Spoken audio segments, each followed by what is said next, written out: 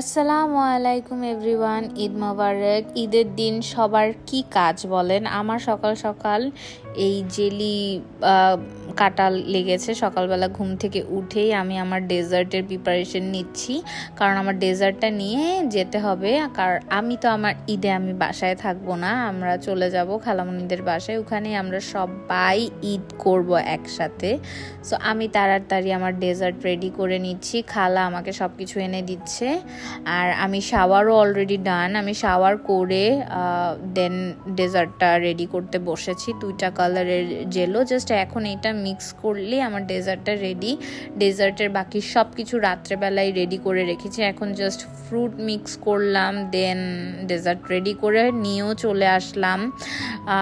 আর এখানে আমরা সবাইকে ঈদ মোবারক জানাচ্ছি। আমার শাশুড়ি রেডি হচ্ছে, আমিও একটু স্ন্যাপ করে নিচ্ছি। আঙ্কেলরা খেতে বসে গিয়েছে, রান্না বান্না অলরেডি প্রায় শেষ, সকালের নাস্তা। তো আমার শাশুড়ি এত সুন্দর একটা শাড়ি পরেছে, লাইক আমি তো শাশুড়ির শাড়িটা দেখে অবাক।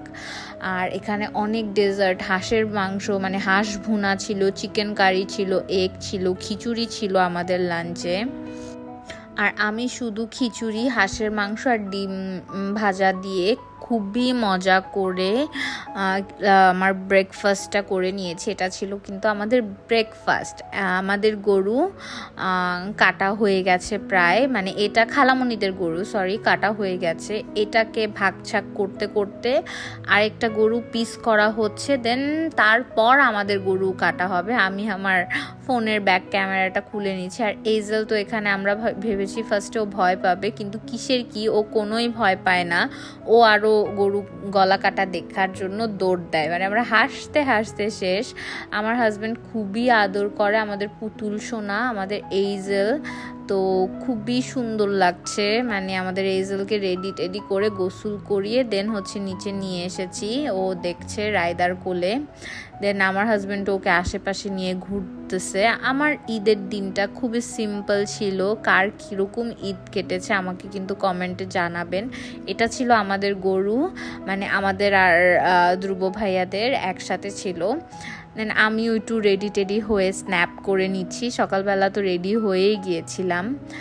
আর এখানে এখন দেখছি হাঁটাহাঁটি, ঈদের দিনটা আসলে ছোটোবেলায় হয়তো বেশি ভালো ছিল, বাট এখনও কিন্তু আমি আমার ঈদের দিনটা খুবই মজা করি। প্রতিটা এনজয় হচ্ছে আসলে নিজের কাছে। যখন টায়ার্ড হয়ে যায় কিছুক্ষণ ন্যাপ নেই, ন্যাপ নেওয়ার পর আবার উঠে মাস্তি করা শুরু করে দিই, অ্যাজ লাইক এইজেলের মতোই আমি এনজয় করতে খুবই পছন্দ করি। ও সবাইকে ডাকছিল কারণ ও গরু কাটা দেখবে। এখানে এই গরুটা অবশ্য ধ্রুব ভাইয়া ফালায়, ধ্রুব ভাইয়া কাটে। তো আমার খুব ভয় লাগছিল, আমি বুঝি নেই যে উনি আমাকে ভিডিও করতে বলেছে। আমি যখন গিয়েছি তখন অলরেডি গরু কাটা শেষ হয়ে গেছে, এই জন্য খারাপ লাগছিল। ধ্রুব ভাই আমাকে বলেছিল যে আমাকে কিন্তু উনার ভিডিওটা করার জন্য, বাট ওইটা করা হয়নি। আমার খুবই খারাপ লাগে, ছোটোবেলায় কেন জানি গরু কাটা দেখতেই পারতাম না, খুব খারাপ লাগতো। আর আমি ছোটোবেলায় কিন্তু গরুর মাংস খেতামও না। ছোটোবেলা বলতে আমি বিয়ের পর থেকে গরুর মাংস খাই, আগে একদমই খেতাম না। আর গরুর মাংস খেয়ে হয়তো মোটা হয়ে গেছি এরকম লাগে। আমরা সবাই এখানে দাঁড়িয়ে আছি, রায়দা, আফরিন ভাবি আর আমরা 3জন দাঁড়িয়ে দেখছি গরু কাটা। আর আমার হাজব্যান্ড গিয়ে এখন পাঞ্জাবিটা আমার কাছে দিয়ে দিল, কাবলি সেটটা, কারণ উনি ভিতরে আরেকটা গেঞ্জি পরে এসেছে, গরু কাটার জন্যই ওয়েট করেছিল। উনি বলছে যে আমার গরু জবাই হয়ে যাওয়ার পর আমি একটু ক্যাজুয়াল ড্রেস পরবো, কারণ নিচে এগুলো দেখবে আর কি। আমার হাজব্যান্ড গরু কাটে না, গরুর মাংসও ধরে না, ট্রাস্ট মি, কেন করে না জানি না, অনেকেই করে। বাট এখানে ভাগ শাক সব আমরাই আসলে দেখি করানোটা। এখানে একটা গরুর মাংস অলরেডি ভাগ করা শুরু হয়ে গিয়েছে, এটা হচ্ছে শিমু খালামণিরটা, দেন আসবে টিমু খালামণিরটা, দেন আমাদেরটা একদম লাস্টে আসে এবার। কিন্তু প্রতিবার আরও তাড়াতাড়ি গরু কাটা হয়ে যায়। আর এখানে এইজেলকে নিয়ে খেলে টেলে আমি একটু ভিডিও করে নিচ্ছি। এইজেলকে আমি ঘুম পাড়িয়ে দিয়েছি, মানে ও অলরেডি ঘুম। দেন আমরা একটু ছাদে গিয়েছি ভিডিও করার জন্য। আমি তো এত সুন্দর, এগুলোকে কি বলে, বক পাখি দেখে আমি অবাক হয়ে গেছি যে এখানে এত বক।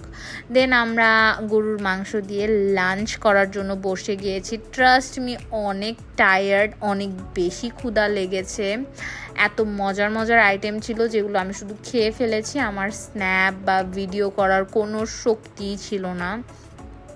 এটা হচ্ছে একদম লাস্ট গরু যেটা ভাগ করবে। এখানে নাম লেখো, পিন করো, স্টাপলার করো, এখানে অনেক কিছু আছে যেগুলোতে আমি একটু একটু হেল্প করছিলাম। এবার বেশি একটা হেল্প করতে পারিনি, খুব কমই করেছি। আর এখানে হিসাব নিকাশ নিয়ে আমার ভাসুর আর আমার হাজব্যান্ড বসে গেল, ওনারা হিসাব করছে আর আমরা দুই বউ বসে আছি আর ওনাদের পাগলামি দেখছি। ট্রাস্ট মি, ওনারা অনেক পাগলামি করে, অনেক মজা করে, অনেক এনজয় হয়। এটা হচ্ছে দাওয়াত পার্ট 2। এইজেলকে নিয়ে আমরা সবাই চলে এসেছি ছোট মামার বাসায়, সরি মেঝু মামার বাসায়। এটা মেঝু মামার বাসা। মেঝু মামার বাসায় আমরা খুবই এনজয় করেছি। এখানে কিন্তু আমি অনেক টায়ার্ড, মানে ট্রাস্ট মি, আমি অনেক টায়ার্ড। মাংস টাংস কাটার পর সেগুলো আমি যে আমার বাসায় রেখে পর্যন্ত এসেছি, মানে এত টায়ার্ড লাগছে। ওই বাসায় আবার যে মাংস টাংস রেখে শাওয়ার নিয়ে আবার ফ্রেশ হয়ে এই রাত্রে এসেছি মামার বাসার দাওয়াতটা অ্যাটেন্ড করতে। এখন আমাকে আমার বড় বোনও ফোন দিচ্ছিল অনবরত ধানমন্ডি যাওয়ার জন্য, বাট আমার পক্ষে একটুও সম্ভব হয়নি। আমার সাথে আমার বোনদের দেখাই হয়নি। আর আমি এখানে চন্দন ভাইয়ের সাথে একটু মজা করে নিচ্ছি। আর এইজেল চন্দন ভাইয়ের কোলে যাচ্ছে না, সেটা দেখে আমার খুব ভালো লাগতেছে। আর এখানে আমাদের রুজবে সোনামণি, ও হচ্ছে কি আমাদের বংশের, মানে আমার শ্বশুরবাড়ির বংশের প্রথম চাইল্ড, নাতনি বা নাতিন যেটাই হোক, এটা আমি এগুলো একটু কম বুঝি। সো ও আমাদের প্রথম বেবি, মানে প্রথম বাচ্চা, এই জন্য ওকে আমরা অনেক বেশি আদর করি। সেকেন্ড হচ্ছে এইজেলকেও অনেক আদর করি। রুজবে থাকে হচ্ছে সিলেটে, তো ওর সাথে আমাদের খুব কম দেখা হয়। আর কিন্তু আমাদের, মানে আমি ওকে অনেক পছন্দ করি। ও মানে বড় হয়ে যাচ্ছে, তাই না? এবার আসলো সিলেট থেকে, দেখলাম অনেক লম্বা হয়ে গেছে। এই আর কি, আজকের মিনি ব্লগটা এখানেই শেষ করছি। আল্লাহ হাফেজ, সবাই দোয়া করবেন।